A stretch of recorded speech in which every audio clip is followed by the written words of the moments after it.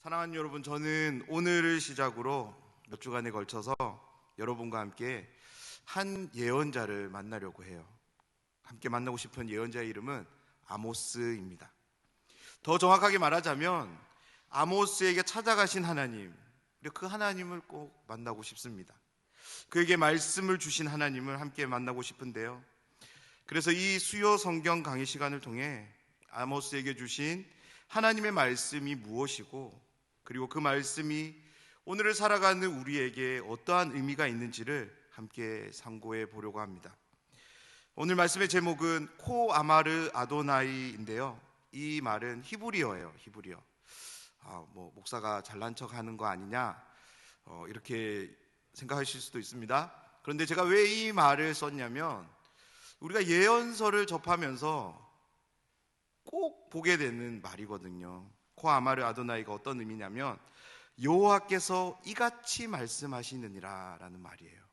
그래서 아모스도 그렇지만 성경에 기록된 모든 예언서들, 특별히 하나님이 말씀을 주실 때 그 사람들이 꼭 이렇게 말해요. 코 아마르 아도나이라고. 예언서에서 가장 많이 나오는 표현인데요, 이 말을 통해 예언자들은 지금 자신이 전하는 이 말씀이 자신의 말이 아니라 하나님으로부터 주어진 것임을 이렇게 밝히는데 이 말을 사용하고 있습니다. 그런데 무엇보다 이 말을 썼던 이유가 있어요. 왜냐하면, 왜 이 말을 썼냐면, 예언자들은 반드시 하나님께서 이 말씀대로 역사하실 것이다 라는 그 확신으로 이 말씀을 사용했습니다. 말씀을 나누기 앞서 이 말의 의미를 설명드린 이유는 이 시간 우리 모두의 마음에 하나님께서 이같이 말씀하시는 은혜가 있기를 간절히 소원합니다. 그래서 함께 아모스서를 나누는 가운데 우리에게 두 가지 변화를 좀 기대하는데요, 하나는 아모스를 찾아가셔서 말씀하신 하나님, 그 하나님은 지금도 우리의 삶에 찾아오시는 하나님이심을 믿는 우리 모두가 되었으면 좋겠습니다. 찾아오실 뿐만 아니라 함께 하시며 말씀하시는 하나님이심을 온전히 확신하는 믿음이 우리에게 있기를 소원합니다. 그래서 우리에게 들려주시는 그 말씀들을 우리는 어떻게 해야 될까요? 삶에 적용하고 아모스처럼 하나님의 말씀을 선포해야 되는 거죠. 그래서 지금도 우리의 삶에 찾아오셔서 말씀하시는 그 하나님을 우리의 삶을 통해 선보이는 삶으로 변화되기를 기대합니다. 또 다른 하나는 하나님이 아모스에게 주신 말씀은 북이스라엘의 평안과 행복에 관한 말씀이 아니었습니다. 북이스라엘에 대한, 그리고 더 나아가서 이스라엘 전체에 대한 심판의 메시지였습니다. 사랑하는 여러분, 이 심판의 메시지를 통해 북이스라엘에 하나님은 왜 이러한 혹독한 심판의 메시지를 아모스를 통해 선포하셔야만 했는지를 우리가 한번 들여다봤으면 좋겠어요. 그래서 북이스라엘을 반면교사로 삼아서 하나님의 관심, 하나님이 무엇을 기뻐하시는지를 우리가 조금 찾아봤으면 좋겠고요, 그것들을 깨달아 알고 분별해서 하나님을 기쁘시게 하는 삶으로 우리의 삶이 변화되기를 기대합니다. 사랑하는 여러분, 예언서를 설교한다는 것은 정말로 어려운 것 같습니다. 어렵습니다. 왜냐하면 예언서에 나오는 내용들의 대부분이 비유로 되어져 있습니다. 이 비유들을 하나하나 다 살펴보려면 너무나도 방대한 신학적 지식이 있어야 되고요, 시간이 필요합니다. 그래서 설교자가 예언서를 준비해서 설교하는 것은 힘이 듭니다. 그런데요, 설교를 듣는 성도님들은 더 힘이 들 것 같아요. 그래도 설교자는 무슨 말을 하는지 알고 설교를 준비해서 설교를 하는데, 성도님들은 죄송해요, 좀 어려운 단어들이나 의미들이 잘 이해되지 않으면 말씀들이 진행되지 않기 때문에 그런 점에서 많이 어려울 것 같습니다. 그런데 예언서를 함께 나누는데 가장 큰 어려움은 무엇보다 내용입니다. 특별히 앞으로 함께 나누게 되는 이 아모스만 보더라도 총 9장으로 이루어졌는데요, 1장 2절을 시작으로 9장 15절까지 끝나거든요. 근데 9장 10절까지 다 심판의 메시지예요. 6절을 빼고 모든 내용이 이스라엘 멸망, 이스라엘 심판하실 것이다, 이 말씀으로 되어져 있다는 거예요. 하나님의 심판의 메시지가 한 번은 괜찮습니다.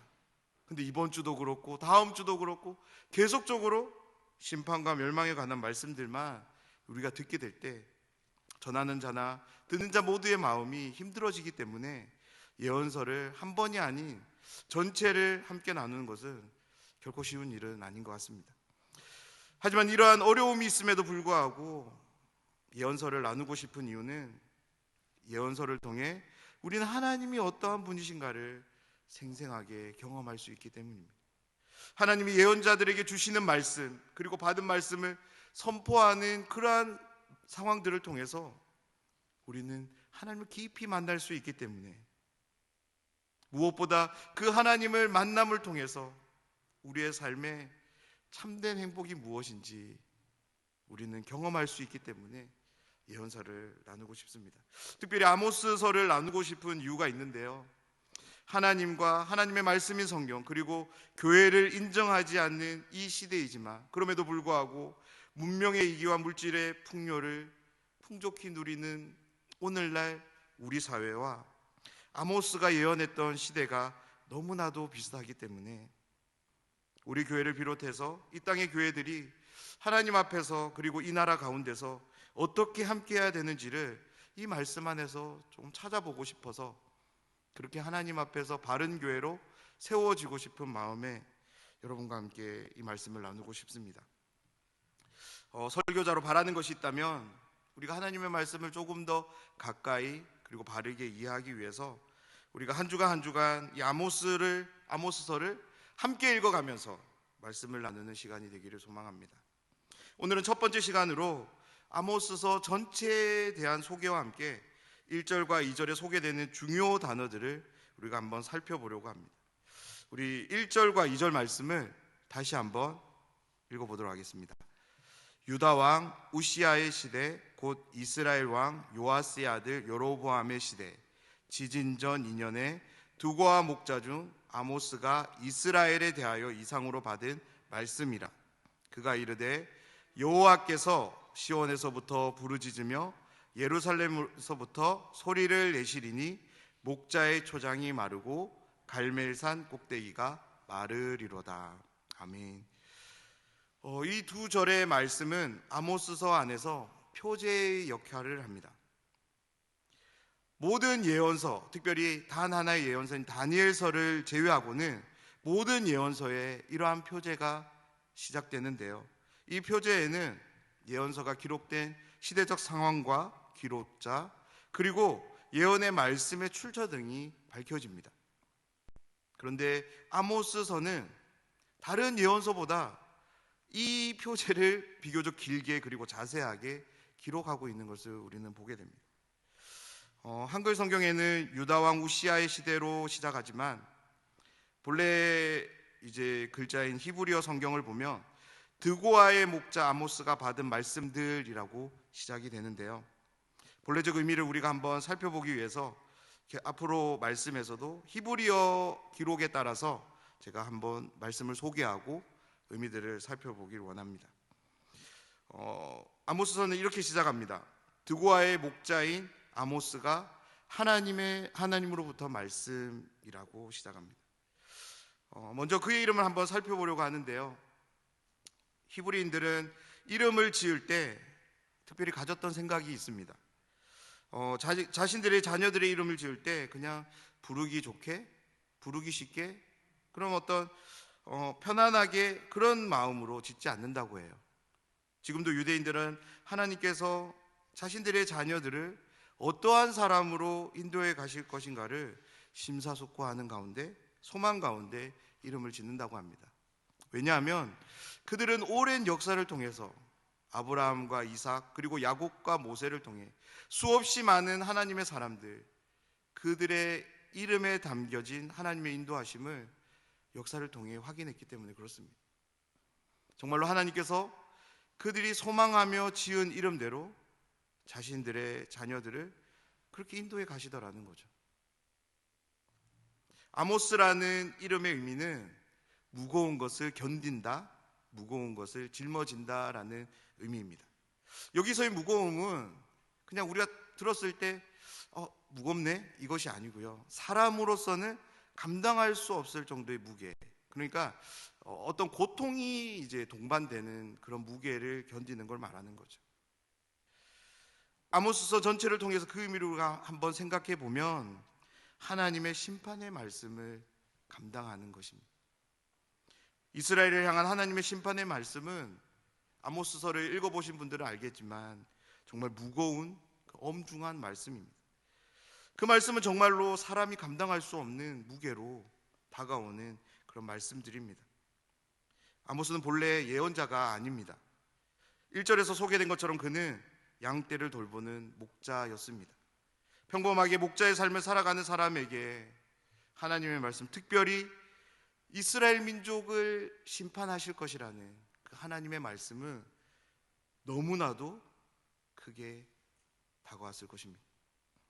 처음부터 선지자로, 예언자로 교육받고 자라난 사람이었다면 조금 다를 수 있겠지만 갑자기 어느 날 하나님의 말씀을 받게 되었을 때 그것이 심판의 메시지였기에 그 말씀은 너무나도 무거운 말씀으로 아모스와 함께 했을 것입니다. 이런 맥락에서 볼 때 그 엄중한 하나님의 말씀을 받은 아모스도 대단하지만 그의 부모는 더 대단한 것 같습니다. 오늘날 대부분의 부모들이 그러하겠지만 자녀들이 편하기를 바라는 것이 부모의 마음입니다. 조금은 더 안락하고 안정된 그런 삶을 살아가기 원하는 것이 모든 부모의 마음인 것 같습니다. 절대 아모스의 부모처럼 무거운 짐을 짊어지는 자녀가 되기를 바라며 이름을 짓거나 그런 환경들을 만들어줄 부모는 없을 것입니다. 그런데 아모스의 부모는 자신들의 뜻보다 더 크고 높으신 하나님의 뜻을 바라보며 아들의 이름을 지었습니다. 이 아모스에 대해 성경은 드고아라는 지역을 소개하며 그가 목자였다라고 오늘 말씀은 기록합니다. 제가 지도를 하나 준비했는데요. 드고아의 위치가 어디냐면요. 지도를 한번 참조해 주시면 좋겠습니다. 드고아는 이제 예루살렘에서 약 15km 아래에 있는 지역이에요. 그러니까 드고아에서 예루살렘이 보이는 거죠. 제가 조금 더 자세하게 설명드리기 위해서 친절하게 사진을 하나 준비했습니다. 여기가 드고아예요. 드고아.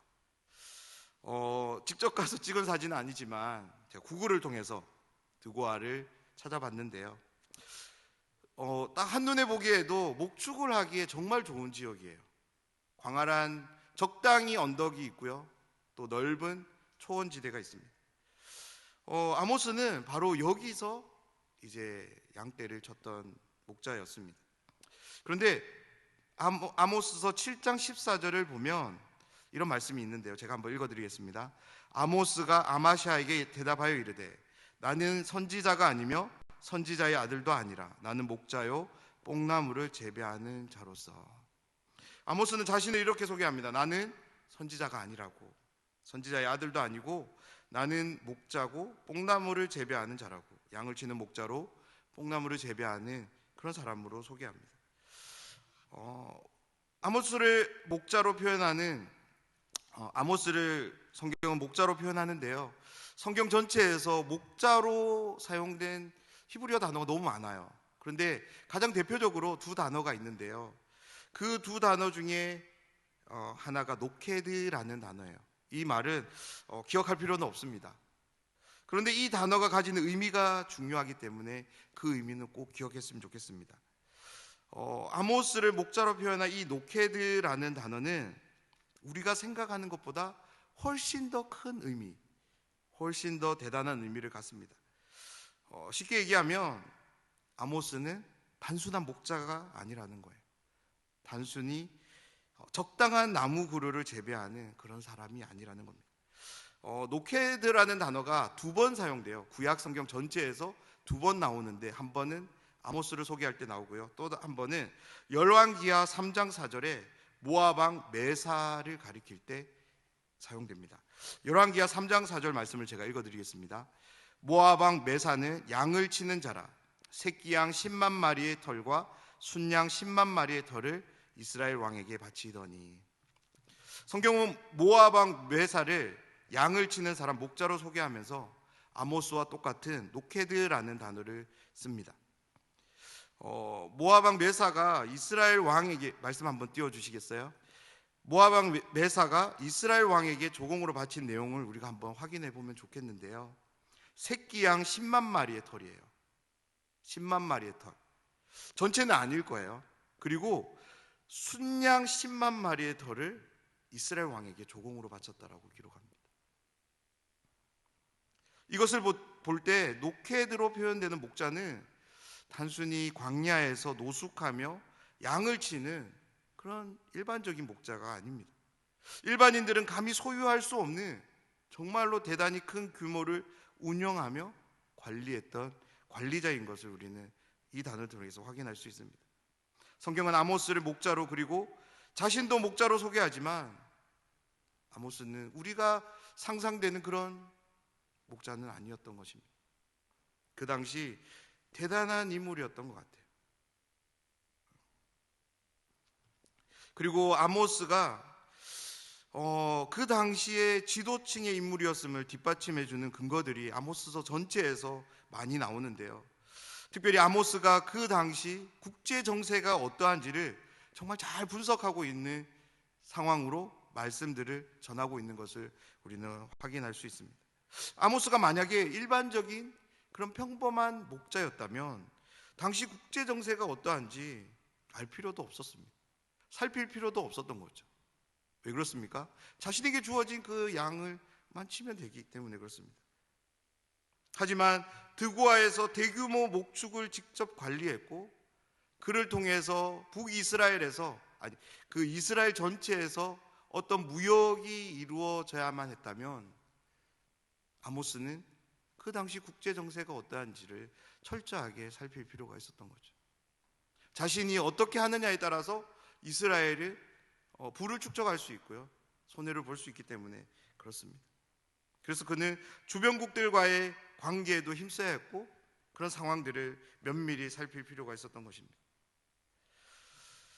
아모스는 대규모 단위를 관리했던 그런 목자였습니다. 그리고 국제 정세까지 잘 살피는 당시에 그런 지도계층, 사회 지도계층에 속한 그런 지식인 중에 한 사람인 것을 우리는 말씀을 통해 확인하게 됩니다. 그리고 아모스가 단순한 목자가 아니라는 근거가 하나 더 있는데요. 성경은 사람을 소개할 때 누구의 아들 이런 식으로 소개합니다. 그런데요, 아모스를 소개할 땐 아버지의 이름이 거론되지 않아요. 이사야를 소개할 때도 아버지의 이름이 거론됩니다. 그런데 아모스를 소개할 때는 단지 그의 출신만을 밝힙니다. 드고아의 아모스로.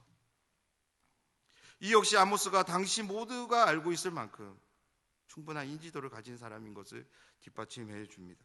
아모스는 절대 평범한 그런 목자가 아니었습니다.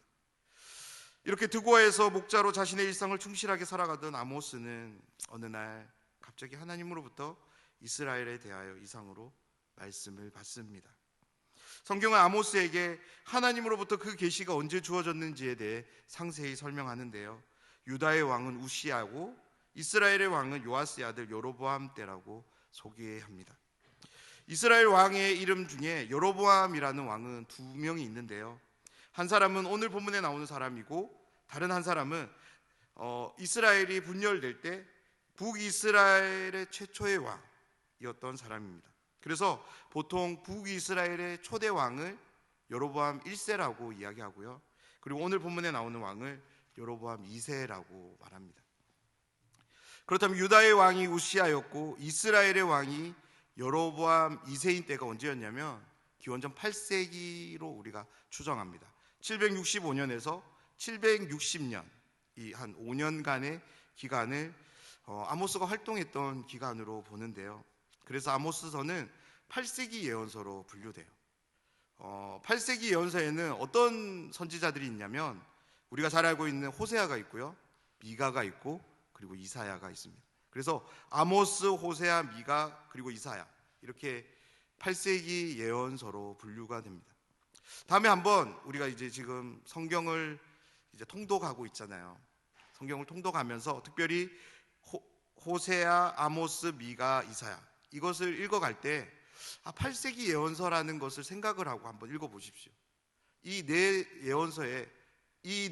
예언서가 우리에게 보여준 독특한 특징들이 있거든요. 먼저 주전 8세기 이스라엘 민족의 우리가 국제 관계를 한번 생각해 보면 좋겠습니다. 이스라엘은 제가 지도 뒷면인데요. 뒷면에 보면 제가 지도를 하나 더 준비했습니다. 이스라엘은 큰 두 강대국 사이에 놓였습니다. 위에 동그라미에는 어떤 나라일까요? 제가 본의 아니게 퀴즈가 되어버렸는데 어떤 나라냐면 아수르라는 나라예요. 그래서 이스라엘 북쪽으로는 아수르가 있고요, 이스라엘 남쪽에는 무엇이 있나요? 이집트가 있습니다. 아수르도 그렇고 이집트도 그렇고 이 당시에 가장 강력한 두 나라였습니다. 이집트는 나일강 문명을 중심으로 주변 지역을 장악하고 있었고, 아수르는 유프라테스 강과 티그리스 강을 중심으로 그렇게 주변 지역들을 장악하고 있었습니다. 고대로부터 강력한 문명을 가진 두 나라, 이집트와 아수르, 이 두 열강 사이에 이스라엘이 놓여져 있었습니다. 그 결과로 이스라엘은 강대국의 정세 변화에 신속하게 대응해야만 했습니다. 그 두 나라가 어떠한 정치적 입장을 취하느냐에 따라서 이스라엘도 거기에 발맞춰야 됐던 거죠. 그래서 이스라엘은 아수르의 조공을 바치다가도 갑자기 이집트에 바치기도 하고, 그런 강대국 사이에서 자신의 입지를 지켜가야 했던 것입니다. 만약에 그 이집트의 조공을 바치고 있을 때 아수르의 힘이 커집니다. 그러면 이스라엘은 곧바로 아수르와 화친을 맺습니다. 그리고 아수르를 힘입어 시리아 지역까지 영토를 넓히는 것을 성경을 통해서 우리는 확인하게 되는데, 그렇게 주변 나라들과의 그런 긴밀한 관계 속에서 여로보암 시대 때 국력도 키우고 땅도 키우고 정치적으로 경제적으로 부강함을 누립니다. 무엇보다 이 지역, 이 주변의 무역로를 통해서 이렇게 교역이 활발히 이루어졌는데요. 그래서 이 당시 8세기 북이스라엘은 역대 가장 황금기를 누립니다. 하나님을 의지하며 그분의 은혜를 구하며 살아가야 하는 이스라엘 민족은 하나님이 아닌 아수르를 의지하고요, 아수르가 마치 자신들의 전부를 책임져 줄 하나님처럼 그들을 의지합니다. 때로는 이집트를 그렇게 의지합니다. 그래서 8세기 예언자들이 한결같이 외치는 것이 있어요. 이사야서도 그렇고 호세아서도 그렇고 아모스도 그렇습니다. 무엇이냐면 주변 열국을 바라보지 말라는 거예요. 그들을 의지하지 말고 오직 유일하신 하나님 여호와만을 의지하라는 거예요. 예언자들의 그 외침은 바로 이런 국제 관계 속에서 나온 그런 외침들이었습니다. 그리고 여로보암 2세 때 정치적으로 얼마나 안정되었냐면, 여로보암 2세는 북이스라엘 왕 중에 가장 긴 기간인 40년을 다스립니다. 경제적으로도 호황을 누리는데요, 아모스 6장 4절에서 7절 말씀을 보면 이 당시 이스라엘이 얼마나 풍요로운지를 우리는 보게 됩니다. 상하 침대가 있었고요, 안락 의자가 있었다고요. 접었다가 펴는 그런 안락 의자가 있었고, 어린 양 송아지를 그렇게 먹고요, 노래나 부르고 악기를 만들었다고 해요. 그리고 대접으로 포도주를 떠먹고 가장 좋은 향유를 발랐다고 하고요. 또 다른 부분에서는 여름궁과 겨울궁이 있었대요. 여름에 거하는 곳과 겨울에 거하는 곳이 따로 있을 만큼 그렇게 경제적으로 호황을 누리던 시기였습니다. 이 모든 것들에 대해 하나님의 은혜로 여기며 감사하면 좋았을 것인데, 이스라엘 민족은 그러지 않습니다. 왜냐하면 하나님의 은혜보다 주변 열국과 화친한 결과로 자신들의 활발한 무역을 통해서 이 모든 것들이 이루어졌다라고 그들은 생각했기 때문이었습니다. 그래서 그들은 하나님을 향한 제사와 함께 이방신들 우상을 섬기기에도 바빴던 것입니다. 그래서 이스라엘 사회 안에는 제의적 행사가 더 넘쳐나게 된 거죠. 왜 그렇습니까? 자신들이 이방신들, 특별히 아수르가 섬기는 그 이방신들을 섬기지 않는다면 어떨까요? 당장이라도 아수르가 자신들을 멸망시킬 것이 두려웠기 때문에 그들은 그랬던 것입니다. 정치 경제적으로는 호황을 누렸을지 모르겠지만 이스라엘은 가장 극심한 타락을, 영적인 죽음을 맛보았던 시기가 주전 8세기 이스라엘이었습니다. 그래서 8세기 그리고 7세기 가장 많은 선지자들이 예언서로 우리에게 말씀으로 남겨주고 있습니다. 하나님은 이스라엘 민족의 그러한 어떤 불의 그리고 죄악들을 경고하기 위해서 아모스라는 사람을 찾아가고 그에게 심판을 선포하게 하십니다. 실제로 여로보암 2세가 왕위에서 물러난 이후에 북이스라엘은 급격히 기울기 시작하고요. 그 이후 40년 후에 기원전 722년에 자신들이 그토록 의지했던 아수르에 의해서 멸망을 당합니다. 계속해서 1절 말씀을 보면 아모스가 이 계시를 본 때가 지진전 2년이라고 기록합니다. 언제인지 정확한 때는 모르지만 여로보암과 우시야 통치 시절에 굉장히 큰 지진이 있었던 것 같아요. 왜냐하면 아모스뿐만 아니라 스가랴서 14장 5절에도 비슷한 이야기가 나오는데요. 유다왕 우시야 때 지진을 피하여 도망한 것 같이 종말의 날에 도망할 것이다 라고 스가랴도 예언하고 있기 때문에 그렇습니다. 아마도 아모스 당시의 사람들은 아모스의 이 심판의 선포를 듣고 처음에는 시큰둥했을 것입니다. 왜 그렇습니까? 지금 자신들이 경제적인 호황을 누리고 있기 때문에 그렇습니다. 이렇게 하나님께서 이렇게 큰 풍요를 주고 계시는데 아모스의 그 심판의 그 선포는 그들의 귀에 들리지 않는 거죠. 우리가 이렇게 부유하게 된 것은, 우리가 이렇게 잘 살고 있는 것은 하나님께서 우리에게 축복을 주시고 있기 때문에라고 그들은 생각했기 때문에 아모스의 그 심판의 선포 앞에서 말도 안 된다고 그렇게 생각했을 것입니다. 하지만 사람들은 2년 후에 지진을 경험하면서 이 아모스의 말을 떠올렸을 것입니다. 아모스의 말이 그냥 시시한 그런 말이 아니라 정말 하나님이 이같이 말씀하신 그 예언의 말씀인 것을 그들은 깨달을 수 있었을 것입니다. 그 당시 북이스라엘의 제사장은 아마샤였는데요. 아모스서 7장에서 아마샤와 아모스의 논쟁이 나오는 말씀이 있습니다. 제사장이었던 아마샤가 아모스의 행동을 모반 행동으로 여겨요. 그것이 불의하다라고 판단하고 아모스를 쫓아내버립니다.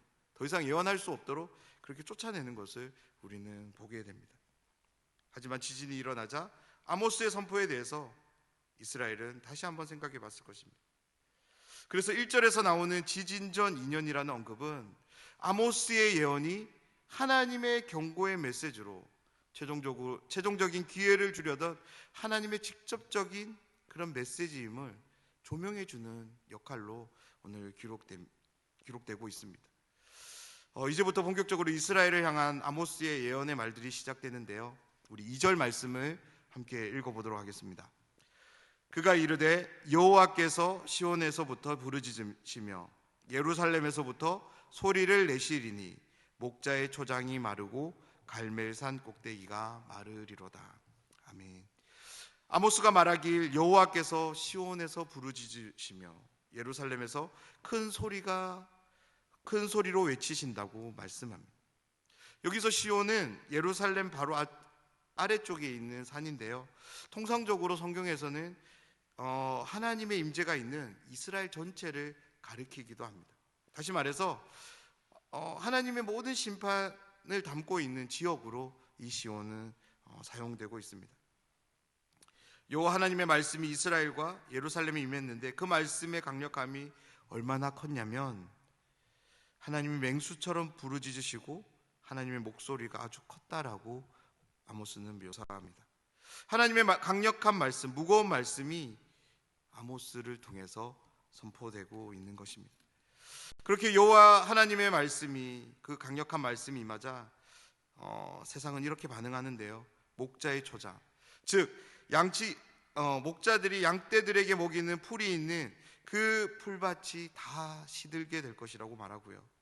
갈멜산 꼭대기, 즉 이스라엘 안에서 나무가 가장 울창한 산이라고 꼽히는 그 갈멜산 꼭대기가 전부 다 말라버릴 것이라고 경고하고 있습니다. 아모스를 통해 선포된 하나님의 심판의 말씀은 모든 풀을 시들게 할 뿐만 아니라 모든 나무까지도 말라버리게 하는, 그야말로 절제절명의 그런 위기를 담고 있는 그런 심판으로 주어지고 있습니다. 이 말씀을 듣게 되었을 때 모든 사람은 마치 풀이 시드는 것처럼, 그리고 나무가 마르는 것처럼 어쩌면 그들의 심령이 마름을 경험하지 않았을까요? 사랑하는 여러분, 이 심판 선포 앞에서 떨지 않을 피조물이 있을까요? 우리의 경우, 우리의 입장에서 한번 이 심판의 메시지를 한번 생각해 보면 좋겠습니다. 지금 아모스가 선포한 이 심판의 메시지가 지금 나에게 들려진다면, 나의 마음속에 하나님이 이같이 말씀하신다면 여러분은 어떻게 하실 건가요? 두려움에 사로잡혀 그 자리에 가만히 앉아서 떨고 계실 건가요? 아니면 당시 사람들처럼 그런 일은 없을 거야 라고 생각하고 거짓 선포로 치부하고 아무렇지 않게 그렇게 일상을 살아가실 건가요? 저는 이렇게 좀 부탁드리고 싶은데요, 만약 우리에게 심판이 지금 불처럼 우리에게 임하게 된다면 그 심판 속으로 들어가시기를 부탁드립니다. 왜냐하면 그곳으로 들어가는 것이 우리의 살 길이기 때문에 그렇습니다. 아모스서뿐만 아니라 모든 성경에서 똑같이 우리에게 말씀합니다. 하나님의 심판을 피하지 말라고. 사랑하는 여러분, 하나님의 심판은 우리가 피한다고 피할 수 있는 그런 심판이 아닙니다. 아모스서에서도 기록되어져 있지만 아모스서는 이렇게 기록합니다. 끝까지 하나님이 쫓아가서 너를 심판할 거야. 너가 바닷속에 들어가면 바닷속 끝까지, 그 바다까지 쫓아갈 거고, 산으로 도망한다면 그 산 꼭대기까지 쫓아가서 내가 너를 심판하실 것이라고 하나님 말씀하십니다. 하나님의 그 심판은 우리가 피할 수 있는 심판이 아닙니다. 하나님의 심판은 하나님이 택한 백성들, 특별히 이스라엘 민족을 새롭게 하기 위한 하나님의 이해할 수 없는 방법인 줄 믿습니다. 이 믿음이 아모스서를 함께 나누는 가운데 우리에게 생겨나기를 간절히 소원합니다. 서두에서 말씀드린 것처럼 하나님이 심판을 내리시는 것은 심판을 통한 멸망, 그것이 하나님의 목적이 아닙니다. 결코 그것이 하나님의 목적이 아닙니다. 사랑하는 여러분, 심판에 대한 우리의 입장을 한번 새롭게 했으면 좋겠는데요, 그래서 우리 안에 이 믿음이 생기기를 원합니다. 심판이 주어질 때 그 심판을 통해서라도 우리의 마음을 돌이키시고자 하는 그 하나님의 마음을 헤아릴 수 있는 믿음이, 그 믿음이 우리 안에 있기를 간절히 소원합니다. 심판은 하나님 아버지의 지극하고도 뼈아픈 사랑의 호소가 담긴 하나님의 애정 표현인 줄 믿습니다. 아모스서에서 만나게 되는 하나님은 정말로 두려운 하나님입니다. 무서운 하나님입니다. 절대로 마주하고 싶지 않은 그런 하나님입니다. 왜냐하면 절대적인 기준을 가지고 하나님은 심판을 말씀하시기 때문입니다. 절대적인 공의를 기준으로 삼아 심판을 선언하시기 때문입니다. 그 어느 누구도 하나님의 이 절대적인 기준 앞에서 적합하지 않다, 불가하다 라고 말할 수 없기 때문에 그렇습니다. 무엇보다 하나님은 인생이 아니시기에 시건하지 않으십니다. 빠져나갈 구멍이 전혀 없는 심판이 하나님으로부터 주어지는 심판이기에 아모스서에서 만나게 되는 하나님은 절대 마주하고 싶지 않은 하나님입니다. 하지만 이 아모스서를 통해서 우리에게 있었으면 하는 마음은, 하나님이 내리시는 이 엄중한 심판, 그 심판이 우리에게 주어진다 할지라도 그 심판 앞에 당당히 나아가는 그 믿음의 담력이 우리에게 있기를 소망합니다. 앞으로 아모스서를 함께 살펴보면서 특별히 북이스라엘에 대한 하나님의 심판의 메시지를 함께 나누면서 왜 하나님께서 그러한 심판을 이스라엘 민족에게 내리셔야만 했는지, 도대체 이스라엘이 뭘 그렇게 잘못했기에 이 혹독한 심판을 받아야만 했는지 우리가 한번 살펴보기를 원하고요. 그리고 이 심판을 통해서 하나님이 이스라엘 민족에게 원하시는 것이 무엇인지를 우리가 또한 함께 살펴봄을 통해서 지금 우리의 삶을 한번 돌아봤으면 좋겠고요. 그 돌아봄을 통해서 하나님과의 관계를 넘어서서 내 이웃과의 관계까지 살펴볼 수 있는 시간이 되었으면 좋겠습니다. 만약 하나님 앞에서 우리의 잘못이 생각나거든 즉시로 회개하고 돌이켜 우리의 삶에 하나님의 심판이 아닌 하나님의 복주심이, 멸망의 길이 아닌 영생의 길을 걸어가는 우리 모두가 되기를 소망합니다. 그래서 우리의 매일이 유일한 가치가 되시며 진리가 되시고 생명이 되신 하나님, 그분만을 섬기며 바라보는 삶이 되기를 간절히 소망합니다. 아모스서를 통해서 우리에게 우리의 삶에 이 삶이 펼쳐지기를 주님의 이름으로 축원합니다. 함께 기도하겠습니다.